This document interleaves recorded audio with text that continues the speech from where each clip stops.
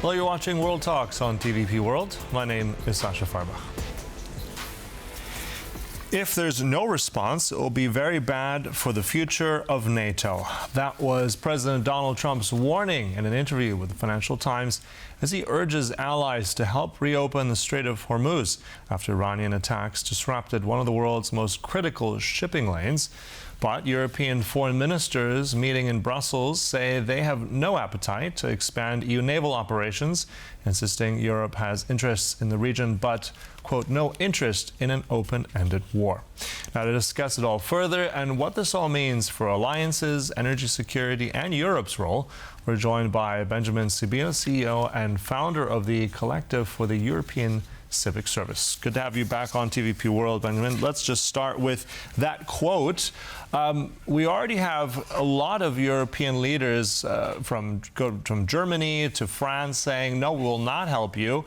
How much, in your mind, will these words from President Trump rattle the alliance? We have to examine also what is the situation. So, first of all, of course, regarding international law, and international law is something important for a country like France, who is a permanent member of the Security Council, but also for other European countries. Of course, the European Union itself is deeply committed to multilateral framework. This war is normally illegal. It was declared without immediate attack from Iran, so it's not a defensive war per se. It was not actually brought in front of the Security Council. So there is this problem. Now, of course, we have all in mind the precedent of the 2004 war against Iraq, and there America was able to actually mobilize a large coalition of willing. But the key word here is willing. There was apparently no attempt from Americans to initially collect some of their allies, to inform them in order to prepare an involvement in this war. And of course, it's very difficult now that the situation seems to have deteriorated to motivate countries to actually bring themselves up to this conflict. And the last thing, and I will stop on that, is actually, is it possible for Europeans to engage in such an operation? We know that naval capabilities of Europe are actually quite limited, mostly tied to the French fleet and a bit to the Greek, Italian, and Spanish fleets. Those are the ones we think the most. Even the British Navy is not in the state it was decades ago, so it's difficult for them to engage, and they have also especially limited anti-missile capabilities. So there is a very high risk if European navies were to be deployed to actually lose some ships. Mm-hmm. That's an interesting argument you make there. Also, what the French have done recently, we know that the Charles de Gaulle, the French aircraft carrier, is also in the Eastern Mediterranean. We've seen some of that, let's say, movement of some of this shipping. At the same time, I want to come back to that statement from President Trump saying that he very much wants these countries involved. It'd be bad for NATO. He said he's spoken to some countries that would be involved, hasn't mentioned who. But at the same time, he says he doesn't need anyone. So why, in your mind, is he pushing so much for this? I mean, is this going to have some sort of effect if the Europeans aren't involved at all? Do you sense that he will do something in terms of NATO support? Will he, let's say, do something politically or tangibly here to force people to be involved? I mean, Mr. Trump has been very vocal against his NATO allies for a long time now, so it's difficult to grasp if this will make any difference. What is certain is that it will be very difficult for European powers to actually engage in this kind of war in front of their opinion. This is a very unpopular war. The goals of this war are not very clear. and then it's one thing to go in air to land strikes and these type of things. It's a different story when you start to lose actually very costly materials and of course all the men and women serving the country abroad. So probably it will be difficult at this stage of the war, when it's still very uncertain, to see an active engagement from the European navies. Now maybe when the situation will stabilize a bit more, we could see the same kind of involvement that happened in the second stage of the war in Iraq, with some missions like to try to restore the situation. But at this moment, probably the Europeans are mostly focused on safeguarding the people they have there. You mentioned France. Indeed, France has 200,000 of its citizens in the region, and now they are under active threat, be it in the actual Middle East and the Arabic Peninsula, where we have a lot of expat workers, but also a large community in Israel and in Lebanon. Mm-hmm. You mentioned also those French expats and also the risk. I believe, I forget the serviceman's name, but France has already suffered a casualty, a death through this war in Iraq in the last few days. There's also that French base, I believe, in the UAE. Does that change things for France? If something like this continues to happen, would that force France and other European countries to then get involved?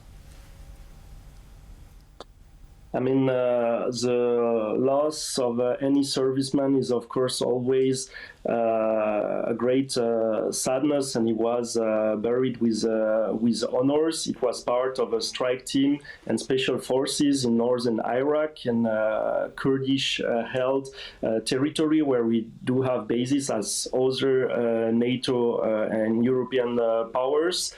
Of course, France is heavily engaged in the Arabic Peninsula because, as part of a long economic relation, but also like a weapons deal, there are large personal safeguarding, and actually France extends protection to countries like United Arab Emirates. But if you look at the situation more carefully, for many of those countries who were attacked, but attacked on American bases, it's not so clear also the state of the defense against Iran. Do they consider themselves at war? It's the case for some of them. Do they consider themselves as attacked but not directly involved? So it would be difficult to see external powers engage in a conflict that the ones directly concerned with are not so clear about. Mm-hmm. Also, we have the German Chancellor saying very much that this is not at all connected to NATO, saying NATO is a defensive alliance, not an interventionist one. So we have the Germans, you have the British, the French ruling it out. Let's talk briefly about the European Union as well. This EU naval mission, there are two of them. One, I believe, is currently in the Red Sea, Aspides, and then Atalanta is also nearby. Now, from that meeting in Brussels, apparently these naval mandate operations will not change, but how significant are they? What kind of support role could they still be? I believe the French are involved in that as well. I mean, Atalanta mission, which is probably the strongest one, has been now for years and a large success. It contributed heavily to maintaining peace in the Horn of Africa area, and notably to stabilize piracy problem in this region of the world. It is normally not meant for a hard conventional fight. It's mostly frigates, light vessels, what enables you to stabilize a strategic naval road, but not something to actually face heavy combat. But as you mentioned, Article 5, which is a security article of the NATO, is quite clear. It's supposed to provide assistance. It doesn't even say actually military assistance, but assistance in case of attack on one of the ally. and it is also potentially restricted to actually NATO intervention zone, which is, of course, mostly Europe, Northern America, and the Atlantic area. So there is no legal reason for allies to enter in this conflict. Now, of course, geopolitics and other reasons could intervene. Mm-hmm. And then the one final point, just how do you see this play out in the next few days and weeks? Europe's role in all this, if tensions do cease, do you see some kind of operational, let's say, involvement of Europeans of some level, or do you rule that out completely? What we can say for sure is that Europe is already deeply, let's say, involved or at least touched by this conflict. First, on the economic level, we observed a 30% spikes on oil price, and this is actually maybe the main leverage of President Trump, because as the conflict gets bogged down and because Europeans had increased their imports from this region of the world after stopping getting oil and gas from Russia, Europe is now a lot more dependent on American gas, which is the first producer of the world currently. So we could see this kind of oil diplomacy, if we can call it that way, to try to influence what Europeans will do. So for sure, Europeans will have to react with this big reflection. It's now long due on our energy import and energy strategy.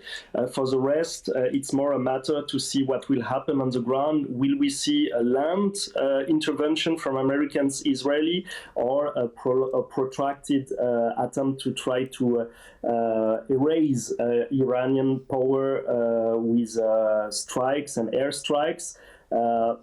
History teaches that it's not so easy to actually vanquish for good someone which only air means. So, right. Yeah. Okay, yeah. So thanks for all that insight. Of course, Trump hasn't just called on the Europeans, but also on China to help him all this. Look, we'll close it there. Thank you so much, Benjamin Sibille from the Collective for European Civic Service. And thank you for watching. That concludes World Talks, but stay right here on TVP World for more. Goodbye.